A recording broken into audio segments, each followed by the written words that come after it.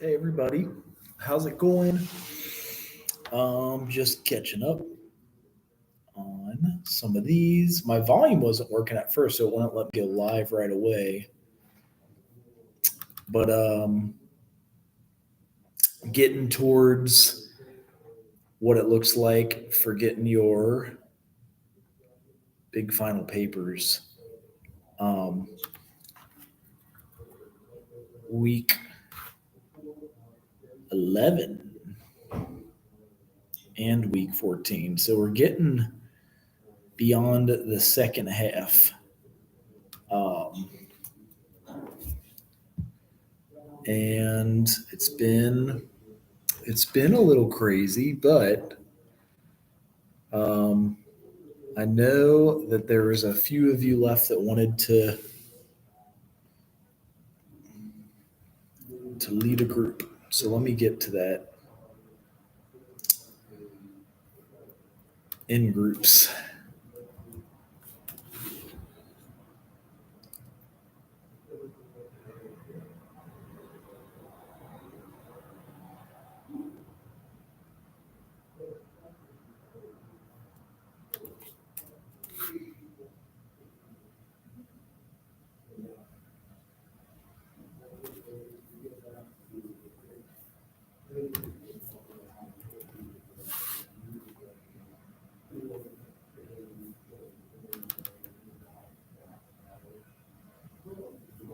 We've got a lot of these saved on Dropbox, and I can share these with you if you guys want.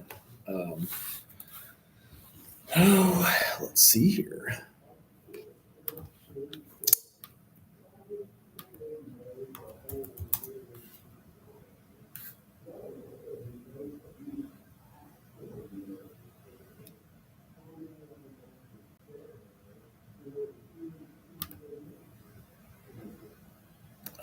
Hey, Diana. Let me see. Oh, that's right. You had to add field and something else, I feel like. Let me see if I can download this.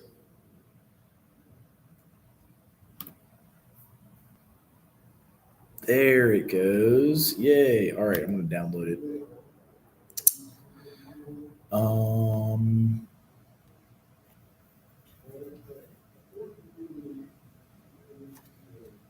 so I know a lot of you want to first work with kids. All right, let me see if I can actually add you to field and seminar right now. Go faculty, user ID, login, faculty advisors, and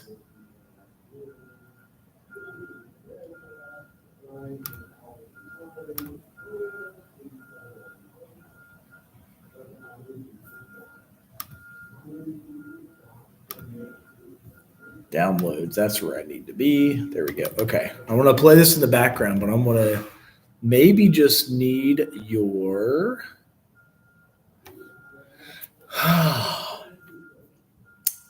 It's going to be the login. Again, everyone, welcome to our second lecture Date on of birth. specific populations, this time focusing on groups for adults and older adults as part of our group skills and substance abuse counseling course. At this point, you should know to review the chapters for this week before viewing the lecture, as it is intended to supplement your reading. By the end of the week, you should be able to identify and describe the key principles in working with groups for adults and older adults. As we talk about adults this week, we are covering a wide range here. It still says from there's 20 holds, to 65 years which I don't old. know why. You might Young be able to adults add it can be considered yourself. those between 20 and 40, and those Says you got a individuals hold, between but let me 40 try and it. 65 are classified as midlife. Within this population, we have a huge variety of experiences and many different levels of physical, mental, social, and emotional maturity. Once again, a knowledge of human development is helpful as we consider that young adults tend to be dealing with issues related to identity and intimacy, while adults in midlife tend to be dealing with issues related to generativity a time when individuals consider the contributions they make to the world. It's worth noting that men and women have shown to approach generativity differently, as do adults with special needs and developmental concerns. Keeping in mind all of these things, there are a wide variety of groups that exist for adult members. In fact, adults have the largest pool of groups from which to choose.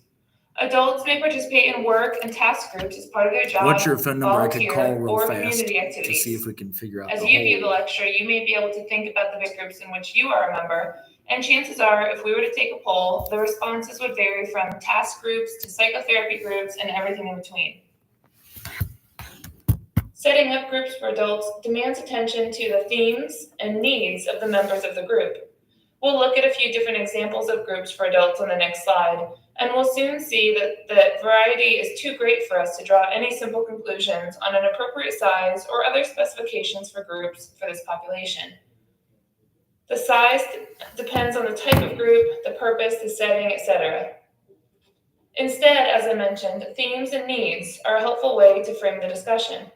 We can understand themes to describe the particular interest or concern that a group focuses on, whether it be a group centered on career counseling or alcohol use.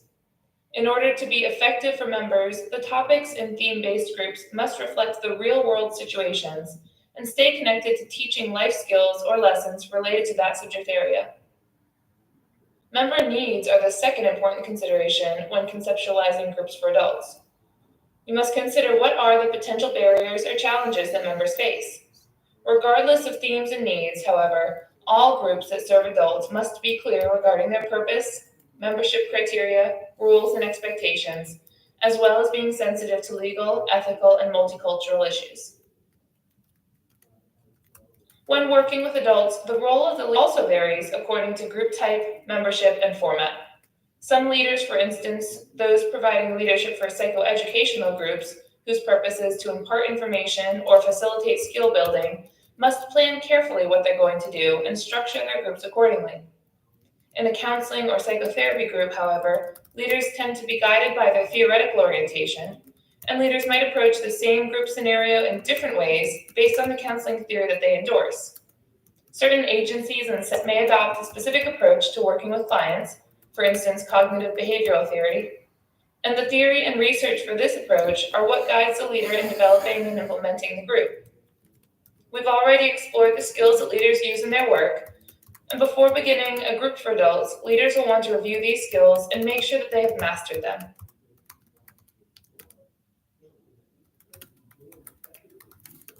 On page 278 of your text, the author begins an exploration of studies on the outcomes of groups for adults. The pages that follow provide some helpful information regarding the research that has been done on the effectiveness of some specific groups, with attention to college students and adults in midlife. Let's take a moment to talk about group work with college students. Working with college students in the group context has been shown to be quite effective. Many college students struggle with similar issues related to fear of failure, mild depression, anxiety, self-esteem, body image, and interpersonal relationships. Research indicates that the most effective groups for college students are closed format groups that run 10 to 12 sessions. Psychoeducational groups for college students can address issues like self-esteem, public speaking, depression management, stress management, disordered eating, and academic support. Additionally, psychoeducational groups can be helpful for college students who are outside the traditional age range and can offer information and resources for their academic, social, and emotional needs. Additional examples of groups found on the college campus may include those for students who are survivors of sexual assault, students experiencing homesickness, suffering grief or loss, or are exploring issues of sexual orientation. With respect to adults in midlife, your text explores a variety of groups, including those for adult children of alcoholics, victims of abuse, and survivors of suicide, groups specifically for men and for women, groups for couples, families, and people who are divorced, widowed, and remarried. You can refer to your text for more information, but regardless of differences in the specifics, all of these groups require attention to the issue of membership, structure, goals, and evaluation that we've been exploring in the past weeks.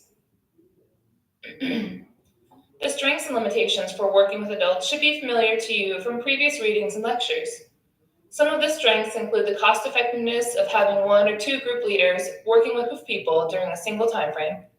And other strengths are related to the opportunity for members to change unwanted behaviors and learn new information and skills in a supportive environment. One limitation in group work with adults is scheduling. For children and for adolescents, the school setting is conducive to coordinating member availability and for providing a convenient location for members to meet. For adults, however, it can be challenging to find a time and a place that works for all the members. Adults may be more hesitant to participate in groups, may have preconceptions or reservations related to group treatment, and finally, adults are more likely to have created behavioral patterns that can be difficult to change, and it may take longer for them to learn new ways of behaving to replace those old patterns.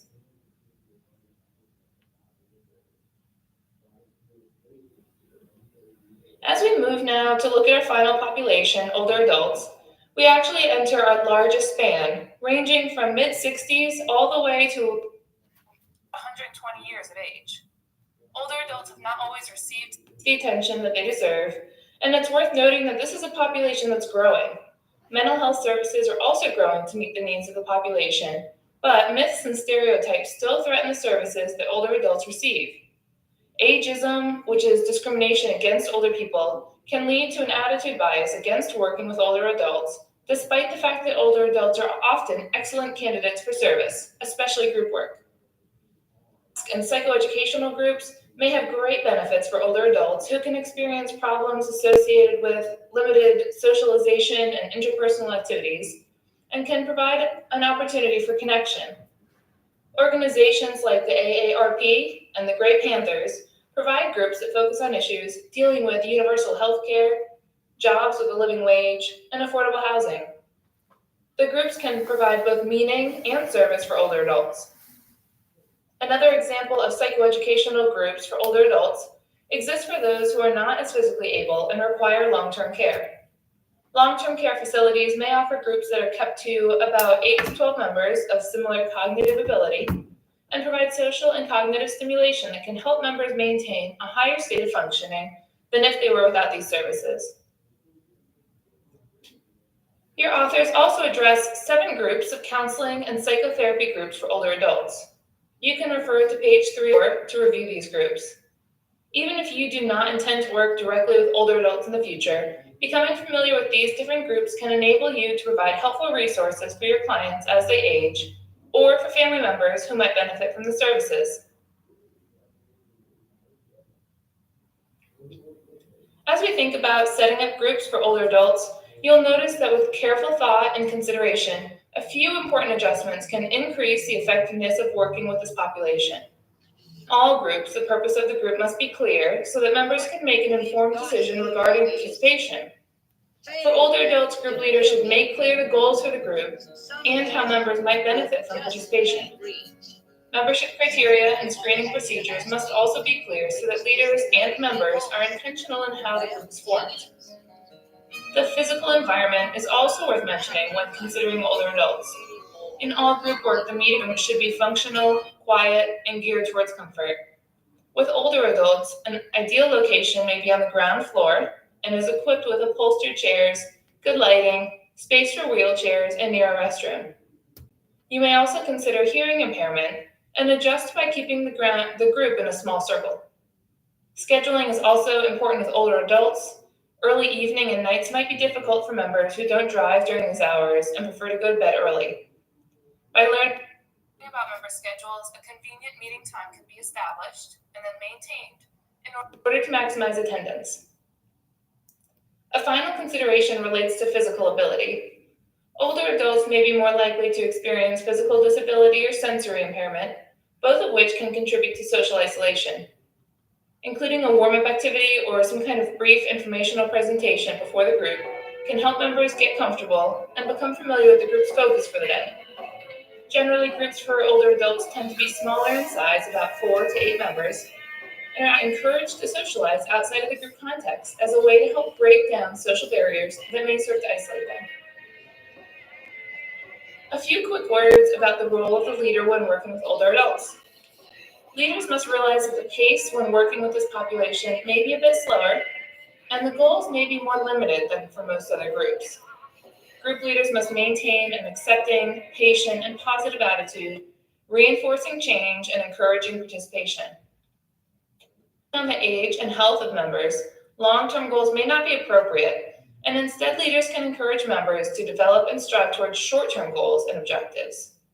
Leaders can rely on all of the skills that we've previously discussed and may be well served to attend to certain key issues like religion, economics, intergenerational conflict within families, and loss, all of which are common themes with older age groups. Remaining sensitive to issues of aging and death, leaders must come to terms with their own aging and eventual death as a way to enable them to engage in meaningful discussions. As with anything, we as counselors cannot expect clients to explore difficult issues if we ourselves are not willing to do the work as well. The body of research on groups with older adults is growing, and there does seem to be evidence that group work is effective with this population. In terms of strengths and weaknesses, older adults can greatly benefit from participation in the group context. For one thing, older adults can improve both the quality and the quantity of their interpersonal relationships, developing and deepening connections with others, which can promote a sense of community and a feeling of belonging. Groups can also offer older adults an opportunity to try new behaviors, gain new knowledge, and enhance self-concept. On the other hand, groups can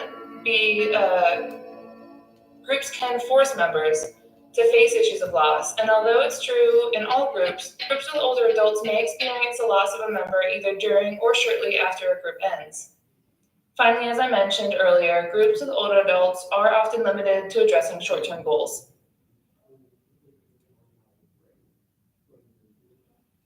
As we wrap up our lecture on adults and older adults, let's review a few important points. Adulthood between early 20s and mid-60s is a time characterized by many problems and possibilities, and group work individuals in all stages of adulthood to clarify their focus and maximize their potential. Group work with older adults is still a relatively young field and is increasing in response to a more full understanding of this growing population. Setting up a group for older adults depends on the member's needs, and some minor adjustments can promote a more comfortable and effective experience for the members. Finally, as with many issues, group leaders must consider their own prejudices related to age, aging, and death in order to best serve our clients. Irvin Yalom, who is the author of The Schopenhauer Cure, has written extensively, and I would recommend another one of his titles, The Gift of Therapy, which provides a lot of great information for beginning therapists, and specifically a good deal of wisdom related to death and dying. I encourage you to look it up. This concludes our lecture on groups for adults and older adults listening.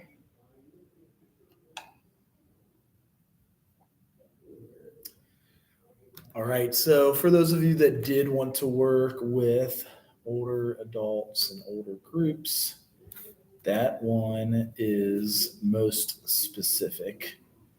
I don't think that I had 9, which kind of sucks. I remember it, or 8, or 7.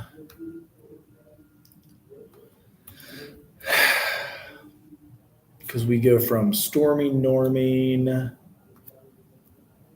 to the specific populations and evaluation. So as you're writing your final paper, be sure to include evaluation in here. See if it'll let me just download it.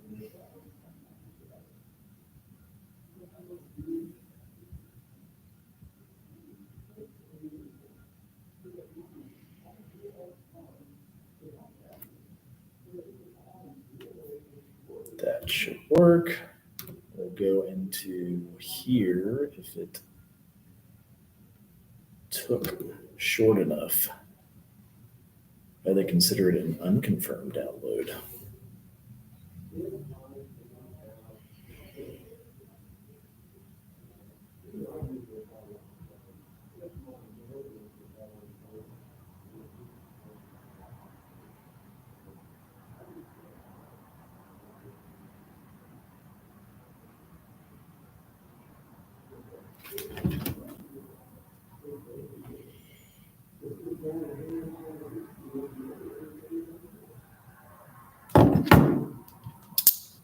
it is. Okay.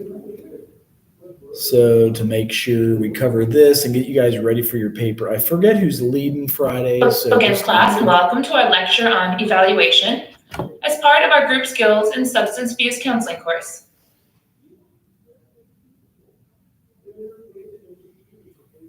In addition to an exploration of evaluation and group work, this lecture will also include specific descriptions of how the week's materials fit into your group project. As you know, your group project will describe a group intervention, and the proposal will describe the specific population you have selected, as well as the type and the purpose of the group. Further, your group will outline the screening criteria for members, as well as group size, the group goals, an exploration of legal, ethical, and cultural considerations for your group, and termination criteria and outcome measures.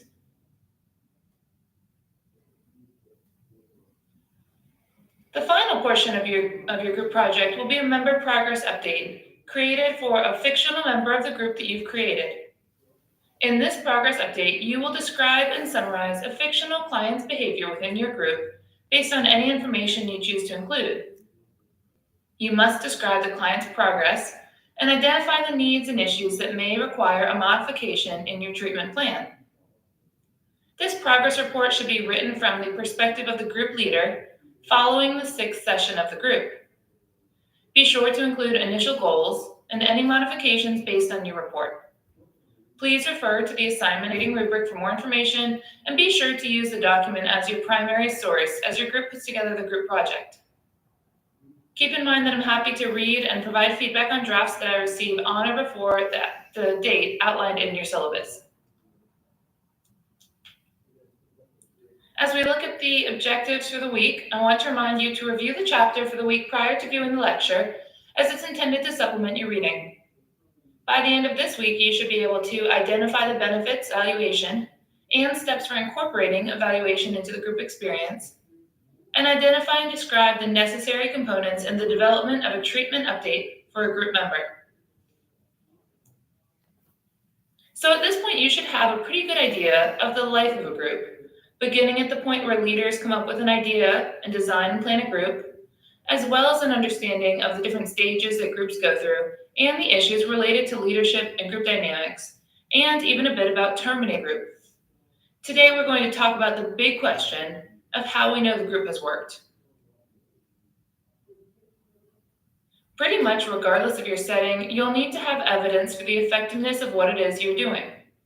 In the group context, we must show that the group makes some difference in the lives of our clients or adds value to the service we provide at that site. We could think of a college orientation process as a task.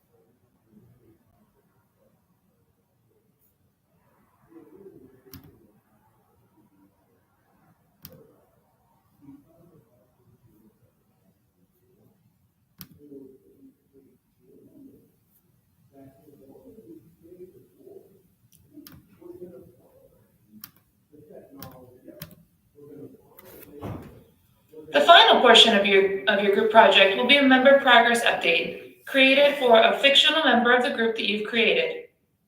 In this progress update, you will describe and summarize a fictional client's behavior within your group based on any information you choose to include. You must describe the client's progress and identify the needs and issues that may require a modification in your treatment plan. This progress report should be written from the perspective of the group leader following the 6th session of the group. Be sure to include initial goals and any modifications based on your report. Please refer to the assignment rating rubric for more information, and be sure to use the document as your primary source as your group puts together the group project. Keep in mind that I'm happy to read and provide feedback on drafts that I receive on or before the date outlined in your syllabus. with the objectives for the week, I want to remind you to review the chapter for the week prior to viewing the lecture, as it's intended to supplement your reading. By the end of this week, you should be able to identify the benefits, evaluation, and steps for incorporating evaluation into the group experience, and identify and describe the necessary components in the development of a treatment update for a group member.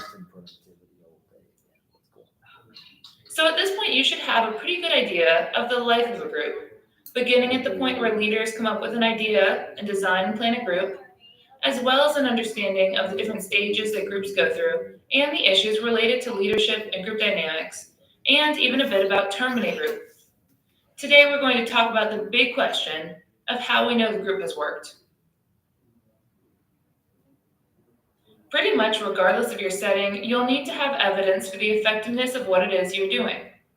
In the group context, we must show that the group makes some difference in the lives of our clients or adds value to the service we provide at that site. We could think of a college orientation process as a task group that provides new students with the information they need to thrive in their new environment. But how would we know if that orientation group was successful? Naturally, we would want to know the extent to which the program was effective in delivering the intended outcomes, and there are a couple of ways that we can go about evaluating those efforts. So first, what's evaluation? Evaluation is an ongoing process that benefits both the group members and the group leaders, and can track the progress of individual members and the groups as a whole. Evaluation can be understood as assigning a value or worth to something, and in many cases, we can think about using an evaluation to decide whether or not a group is worth the time and the resources that we invest in it. Evaluation provides information that can be used to improve group leadership or the overall group experience moving forward. It gives us an opportunity to measure and communicate what we're doing and how it's working, and it also gives us information on those areas that need improvement. Evaluation can also track individual progress. Evaluation can also track individual progress through client treatment plans and updates. So if we think about that college orientation group again, we would need to consider our intended goals and outcomes. What information were the students supposed to learn? What delivery methods did we provide? A brief survey could collect information on both student knowledge and student experience, with questions aimed to address whether or not they retain specific information, and other questions aimed to address the level of satisfaction. This evaluation could provide feedback on individual members. Did Monica learn where to get her student ID? And could also tell us on a larger scale how effective the overall group was. How many students could find the health center on a campus map? The evaluation can also be used to inform us where we might need to make improvements in the orientation program, and could also provide feedback on the overall enjoyment or satisfaction from members. Keeping in mind that evaluation and the question of whether or not a group has worked will vary according to the situation and perspective, let's talk a little bit about some methods. Evaluation instruments may be self-designed or standardized, but conducting a thoughtful and intentional evaluation will lead to improvement in the design for future groups. Standardized scales exist as a way to offer greater statistical confidence in your findings, and they can be used to help demonstrate the effectiveness of your group. For instance, if you were running a psychoeducational group for teens at risk for alcohol use, you could have them take an alcohol awareness survey during the first session of the group, and then again at the end. Because your group was intended to raise awareness regarding the potentially damaging effects of alcohol, your sessions provided members with information and examples of these effects, and you would expect that the members would earn higher scores after participating in your group. You can also design scales or surveys that meet the needs of your particular group, but recognize that there are limits to the instruments because they've not been validated and may not be reliable. Despite these potential limitations, you may still decide to design your own instrument, and in doing so, it's important to keep your instrument brief, make sure that your questions are clearly worded, and that your questions are appropriate for the client age and developmental level. It's also important to avoid making assumptions of literacy in many situations, and making sure that group members will be equipped to read and respond to the surveys. A follow-up survey is one way to provide provide the opportunity for evaluation. Your authors describe reflective evaluation as a process that comes out of leader observation and serves to monitor group mood, themes, cohesiveness, norms, power, roles, and defenses, as well as verbal and nonverbal participation and feedback. This can serve as an informal kind of evaluation, and these types of observations serve group leaders very well when leaders are able to journal, reflect, and then discuss these observations with a co-leader or supervisor. Keep in mind that co-leaders should meet following each session to discuss their experiences and reactions, and group leaders who are working individually would benefit from supervision in order to do the same. Leaders can provide feedback for each other, and video recording can be another helpful source of feedback, but take care with this suggestion as there are important ethical and legal considerations related to consent when you're thinking about doing recordings. So let's think a bit about your group project and how you'll incorporate evaluation into your proposal. How and when will group and individual outcomes be measured? To figure this out, you'll need to consider what the group and the individual goals are, how you're assigning worth and value to the experience, how you want to collect and analyze the information, and then what you'll do once you have that information. Your specific intervention may already have the answers to some of these questions, but as a group, you need to decide how you're going to work with the group and communicate your decision in your project.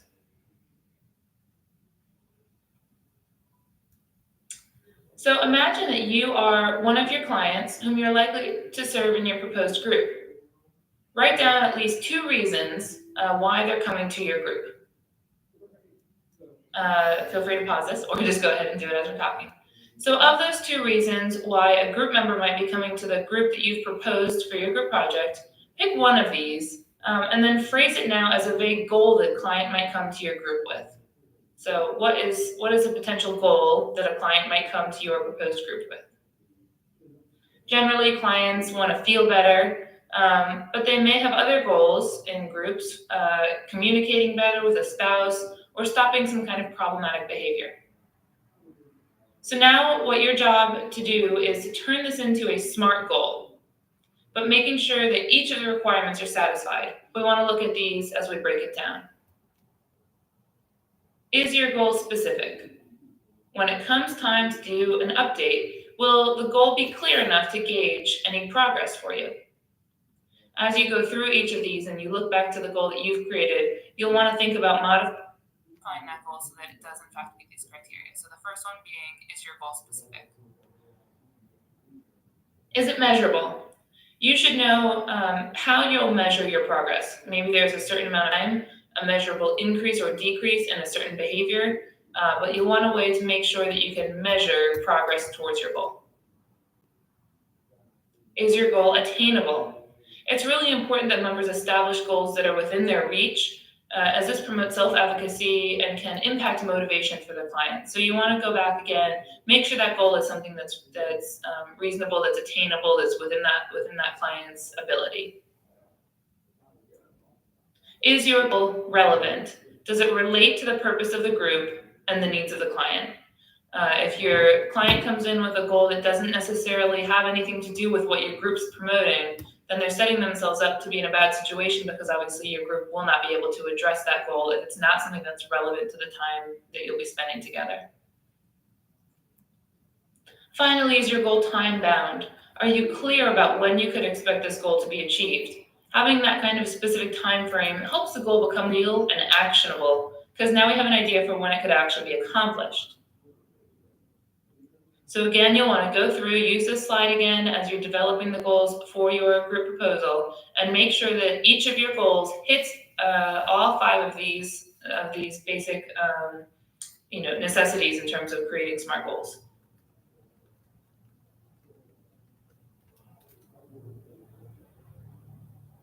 So now that you have an idea of what an example could be of a SMART goal for a fictional group member, let's talk about the treatment update, the final portion of your group project. Treatment plans and treatment updates will vary from setting to setting, agency to agency. For the purposes of our work together, the treatment update that you'll provide as part of your group project will be written about a fictional group member following your 6th session together. The treatment update must include information on each of the following sections: the client's general behavior, motivation, initial goals and progress towards those, as well as any verbal or nonverbal and resistant behavior from group sessions, and current needs that you're aware of, and any modifications that are required for the treatment plan. In each of these sections, take time to include material from your reading and lecture materials, citing specific behaviors and group dynamics as appropriate.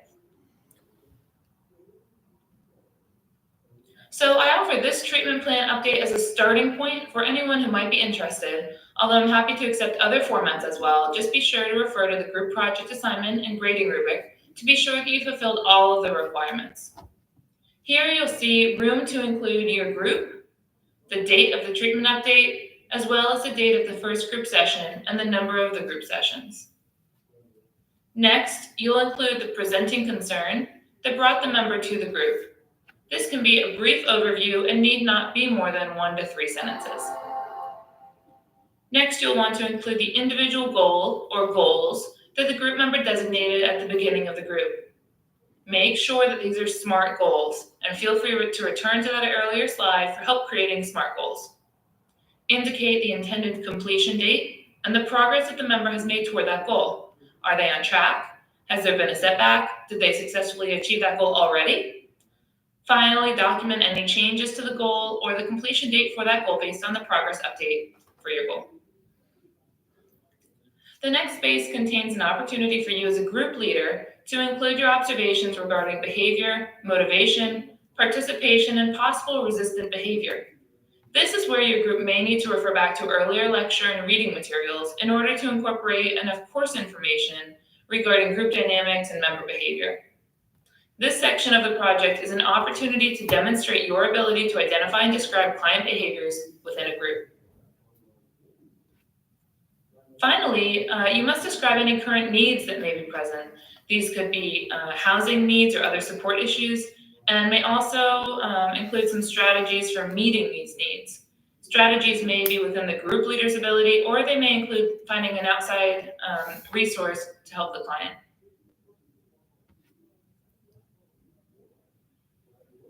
So as we wrap up this lecture on evaluation, let's review a few important points. Evaluation is an ongoing process that benefits both group members and group leaders and can track the progress of individual members and the group as a whole. Evaluation of the group as a whole can be conducted through formal measures like surveys or scales that members fill out during or after the completion of a group, and may measure things like satisfaction, progress towards goals, and group process.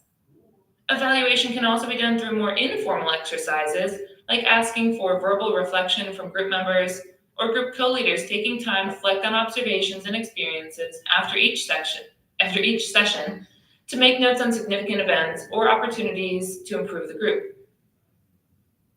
Evaluation provides information that can be used to improve group leadership or the overall group experience moving forward. It gives us an opportunity to measure and communicate what we're doing and how it's working, and it also gives us information on the areas that might need improvement. Evaluation can also track individual progress through client plans and updates. For your group project, you'll need to take some time to consider what outcome measures you would like to use to evaluate the effectiveness of your group, and make sure that these measures are in line with the overall type and purpose of your group. Also, your client treatment update is an opportunity to evaluate a fictional member of the group and their progress towards SMART goals that you have decided on together. Please use this as an opportunity to demonstrate your mastery of the material on group dynamics and member behaviors, and refer back to previous lectures as needed. Finally, keep in mind that I'm willing to look over any drafts that I receive on or before the date outlined in your syllabus. Thanks for listening to the lecture. Have a great week. All right, we will go over those actually next week. Some on Friday, like the golden thread, I was going to put some of that in here. Just how you guys evaluate the group, how you write a note for it, and things of that nature. So Look forward to seeing the last of the groups you guys are leading. And remember, email any questions, and I can help you on your first draft. See ya.